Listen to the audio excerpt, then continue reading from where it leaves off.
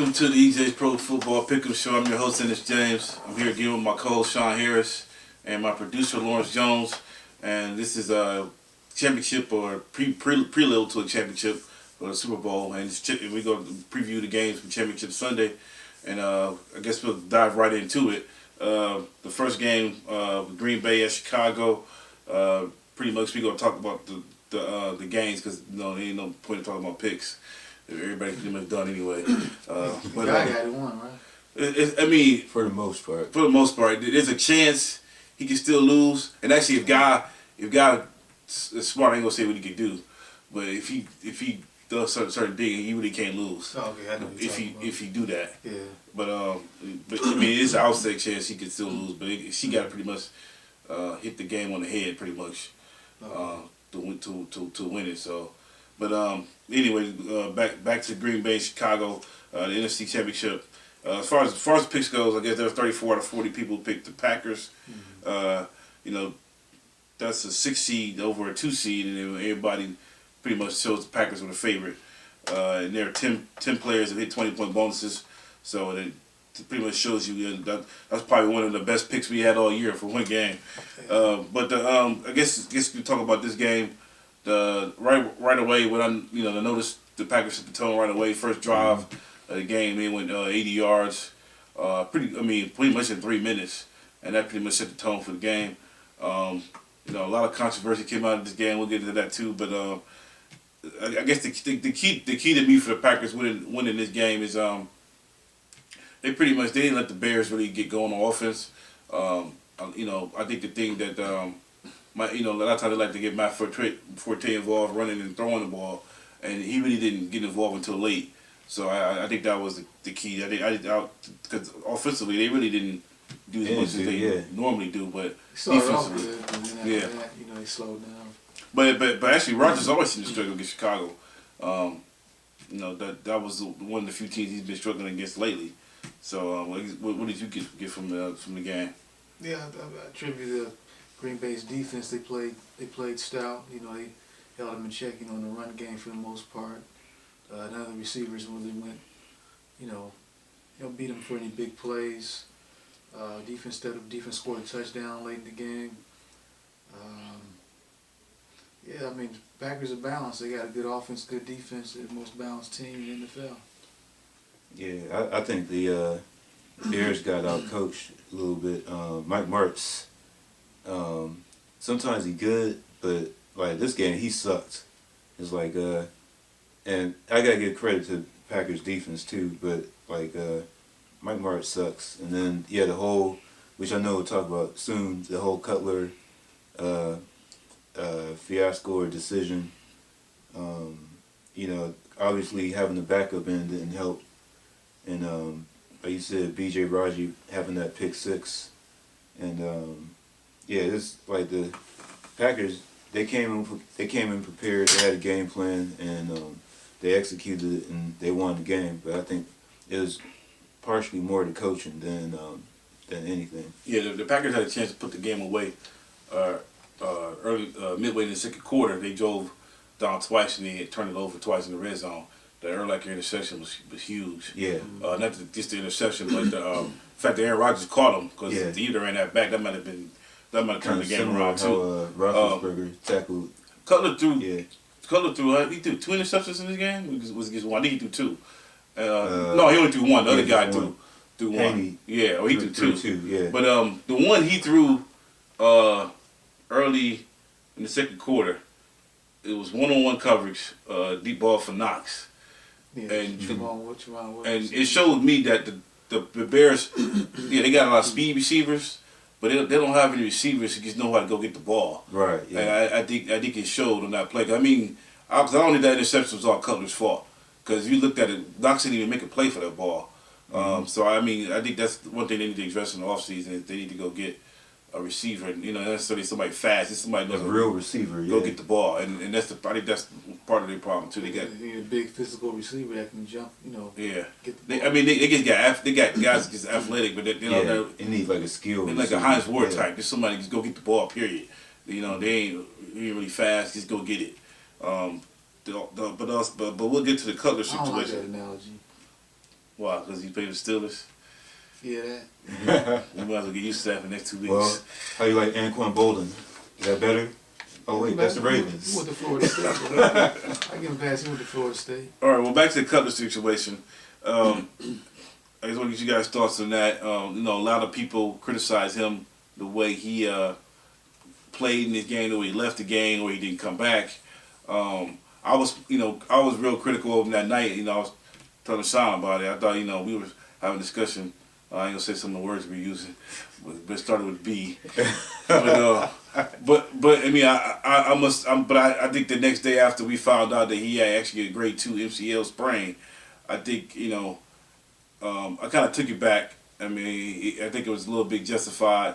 I want to get you guys' thoughts on the situation. I mean, I feel a little.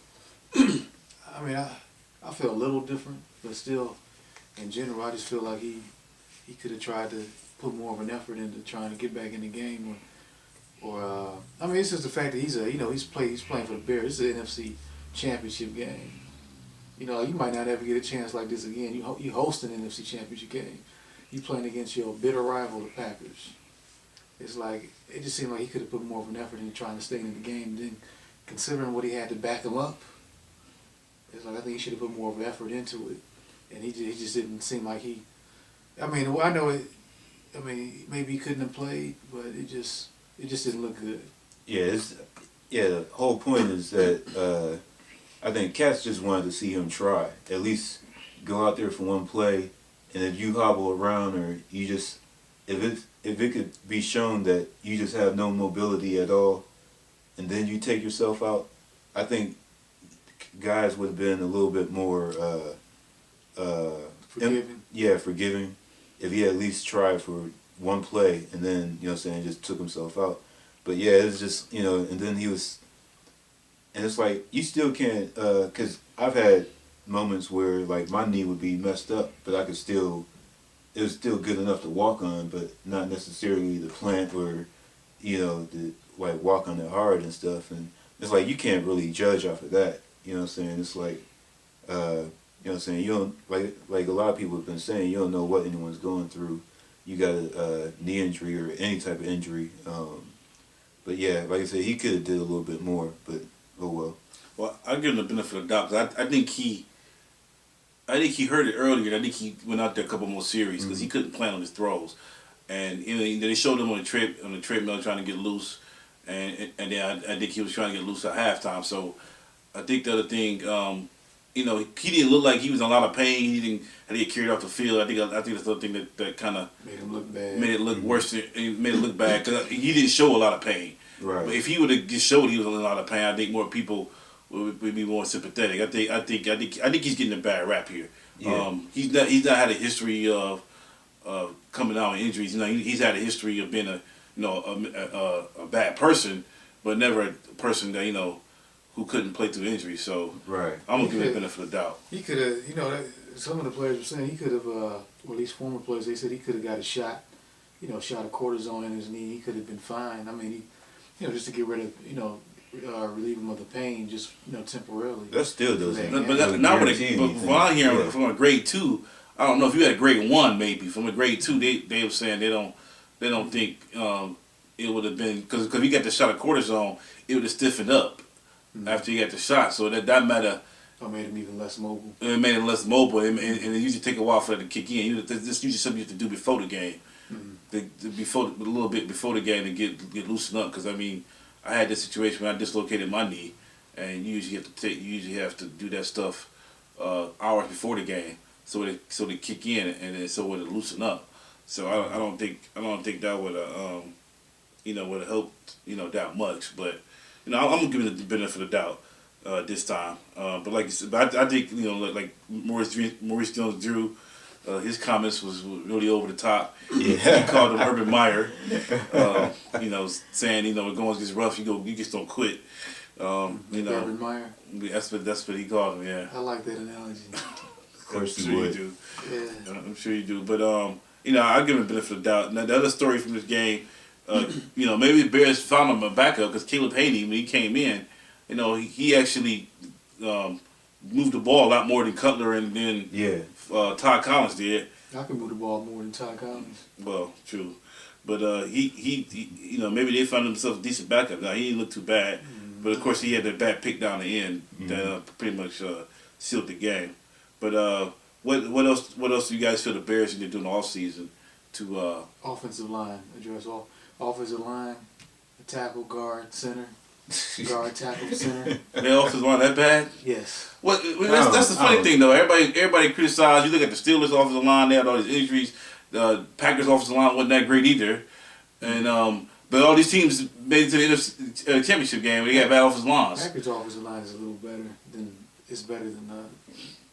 Chicago's and Pittsburgh's, but Chicago, they need some help on the offensive line. But that's part of the reason why they're not. That's why their running game. That's part of the reason why their running game isn't as strong as it could be. And in other parts, they got Mike Martz, who's, he's more pass oriented. But they need to address that. They could use like you mentioned before, a big time receiver, somebody that can go get the ball, a bigger receiver, a physical receiver like a Michael Irvin type, somebody like that. Not no Hines Ward.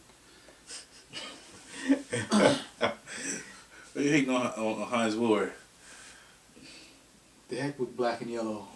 All right. How are we looking on time? So go to the next game or take a break? We got like 4 minutes. All right. We'll start it. AFC Championship. Pittsburgh beat the Jets 24-19. 33 out of 40 players picked the Steelers in this one. So same scenario. Pretty much, the favorite won. There were 27 6-point bonus hits and one 20-point bonus hit. Same story. This game, the difference is the Steelers started the game off with a opening drive. This was a 9-minute drive. They pretty much set the tone. They pretty much smacked the Jets in the face. Beat them up. Ran the ball down their throat, and they never recovered. They never really. They were still thinking about last week. Yeah, it was just worn out just from getting there. Yeah, I think they used too much energy last week. Or the last couple weeks. And also I think they didn't talk trash. That's their game. Yeah. Do what you do. I thought they acting scared. I think they was. I just think they was just tired to do it. They was just tired of everything. They're scared, man. I think they were just I don't think it was. They were scared. I think they were just physically in the. Rex Ryan was scared. Yeah. And all that, but three weeks in a row they pretty much played a game of that caliber. Indianapolis, then the Patriots, and all three of those teams the past 10 years almost. Yeah, so I think they just pretty much ran out of gas. They tried to make a run in the second half, but that's just too much to overcome in Pittsburgh on the road. They almost did it, but the thing that the Steelers lose Pouncey. They had 2 tackles out. It seemed like it doesn't seem to matter who they got in on line. They seem to make it work. This is the first time I think they said all season they actually ran the ball more than they threw the ball. I think they ran the ball twice as many times as they actually threw it. So they that just was part couldn't of the stop game them. plan. Yeah. I mean, like I said, they were physically and emotionally drained. I think they would just realize they were probably like, what the heck? Bashar Mendenhall is running all over us. We need to wake up. I think they finally woke up in the second half, but it was too late by then, like y'all said before. No, I kind of saw it, man, because that's what I said last week. I didn't think I thought it was going to be a shutout, and the Jets were able to get that field goal at the last minute in the first half. But it's like I just look at at some of the Jets' previous games. They got shut out by Green Bay. They got I want to say they got shut out by someone else, and then just some of the other Patriots, they got a field goal. It was 45-3. Yeah, shut out though. But yeah, it's like against when they go up against another great defensive team, it's like they really don't do all that well. You know what I'm saying? So it's really more the quarterback than anything else. Yeah, it's like the one issue is just with the Steelers. Seemed like they were trying to do a Baltimore and let them come back. They kind of fell asleep in the second half. But I felt like Rex Ryan just throwing stuff down after the game was over with.